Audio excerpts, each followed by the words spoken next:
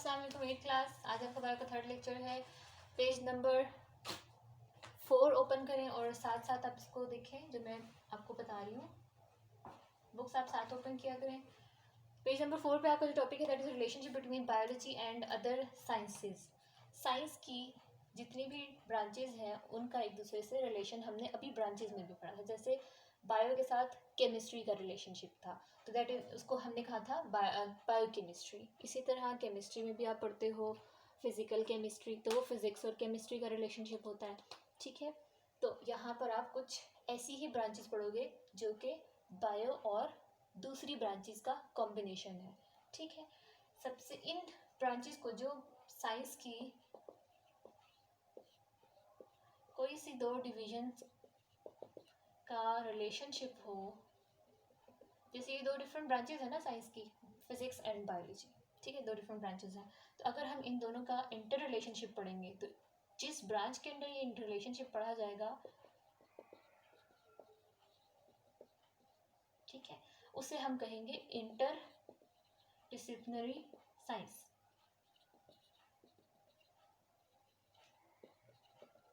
ठीक है, ये आपने याद रखना है। अब देखते हैं ये इंटरडिसिप्लिनरी साइंसेस कौन कौन से अपने बुक में मेंशन है। Number 1 is biophysics. बायोफिजिक्स क्या होगा? As the name indicates it is the relationship between biology and physics. इसमें आप क्या पढ़ते हो? Relationship between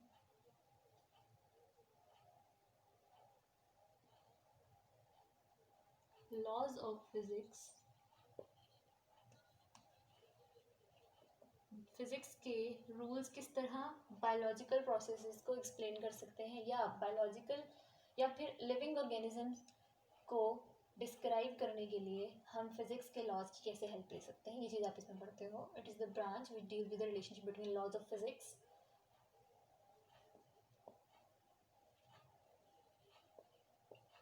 which apply in biology.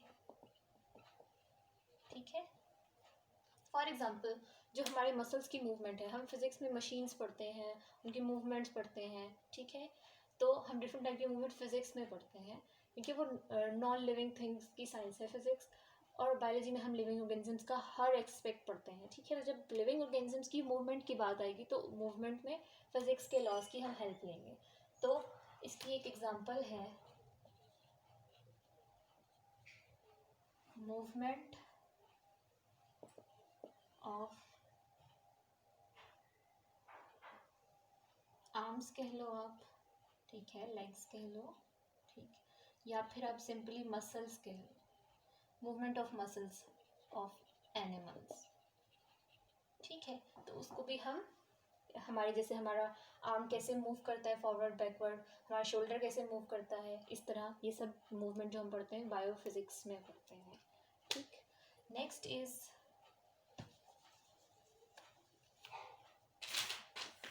Biochemistry. Biochemistry आपने पहले भी पढ़ा है ब्रांचेज में।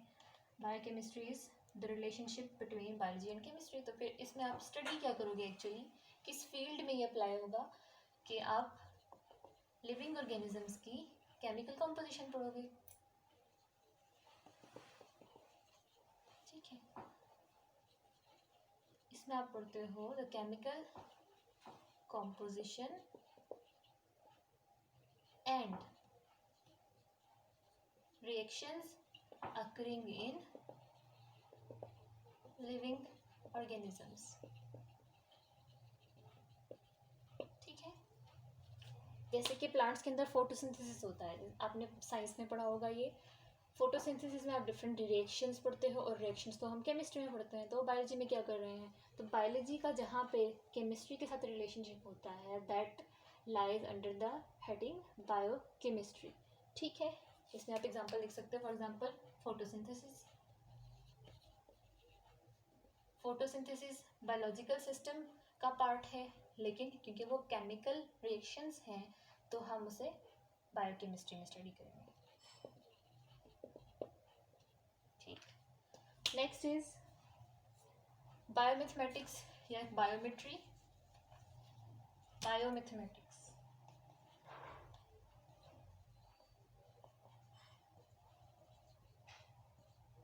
नेम से इंडिकेट हो रहा है ये बायोलॉजी का और मैथमेटिक्स का रिलेशनशिप है, इसको बायोमेट्री भी कहते हैं। ठीक है, इसमें आप क्या पढ़ते हो, लिविंग ऑर्गेनिजम्स का जो डाटा है मैथमेटिकली उनका डाटा कलेक्ट करना, ठीक है, मैथमेटिकल कैलकुलेशंस करना। ठीक,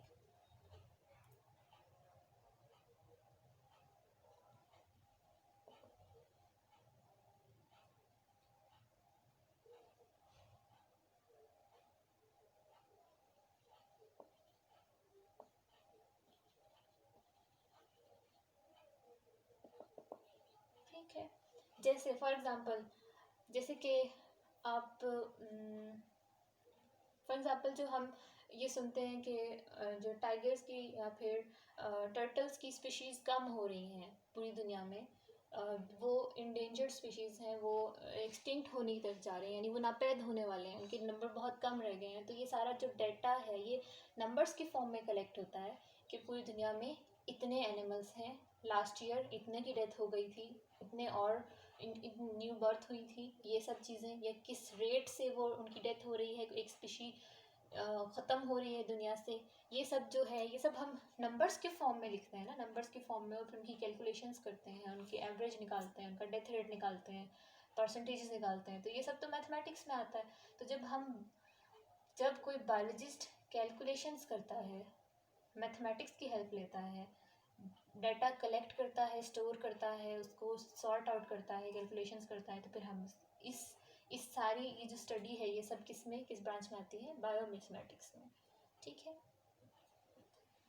नेक्स्ट बायोजियोग्राफी। बायोजियोग्राफी, इसको भी आपने नेम से याद रखना है। Geography means the study of earth, scientific study of earth. ठीक है, जियो वर्ड मीन्स अर्थ। ठीक है, तो लिविंग ऑर्गेनिजम्स अर्थ पर रहते हैं, डिफरेंट रीजन्स पे रहते हैं। कुछ रीजन्स होते हैं जहाँ पे स्पेसिफिक टाइप के प्लांट्स होते हैं, वो किसी और जियोग्राफिकल रीजन में नहीं उग सकते।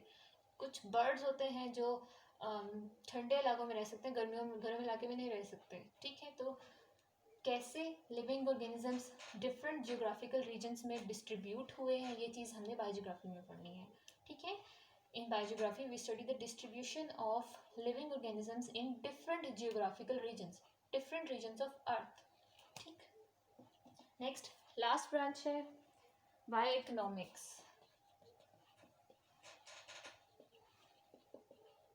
ठीक है, इसमें हम क्या पढ़ते हैं, हम लिविंग ऑर्गेनिजम्स का यूज़ पढ़ते हैं इकोनॉमिकली यानी जो हमें बिजनेस पॉइंट ऑफ व्यू आप कह सकते हो, जिससे हमें प्रॉफिट मिले। ठीक है, जैसे कि हम फार्म्स, डेयरी फार्म्स होते हैं, उनको हम स्टडी करेंगे इसमें कि फार्म्स कैसे बनाए जाएं, उसमें किस स्पीशीज़ को, जो लिविंग ऑर्गेनिजम्स हम उसमें रखेंगे। जैसे कि अगर हम पोल्ट्री फार्म देखते हैं तो उसमें वो इकोनॉमिकल होगा हमारे लिए या नहीं, वो हमें प्रॉफिट देगा या लॉस देगा। ठीक है, हम उससे फाइनेंशियली फ़ायदा उठा सकते हैं या नहीं। तो ये सारी चीज़ें बायो इकोनॉमिक्स में आती हैं कि हम लिविंग ऑर्गेनिजम्स का यूज़ करें इकोनॉमिकल पॉइंट ऑफ व्यू से। ठीक है,